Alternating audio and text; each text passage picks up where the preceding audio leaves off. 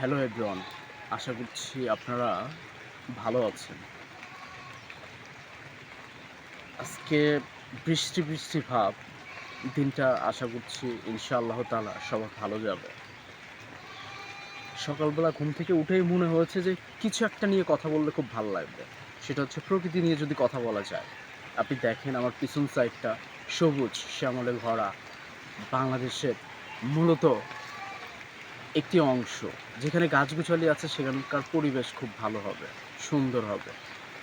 আর specially ধরেন মানুষ মানবতা বা মানবিক অভিমান, তার বৈচিত্র্যময় জীবন নিয়ে সবসময় যে সুখে থাকে এমন কিছু না। সুখটা হচ্ছে অন্যরকম একটা প্রাধান্য। ঠিক আছে? সুখের জন্য পরিশ্রম করতে হয়। সুখের জন্য মেধা অর্জন করতে হয়। আপনি চাইলেও হুট করে সুখ কেড়ে নিতে পারবেন না।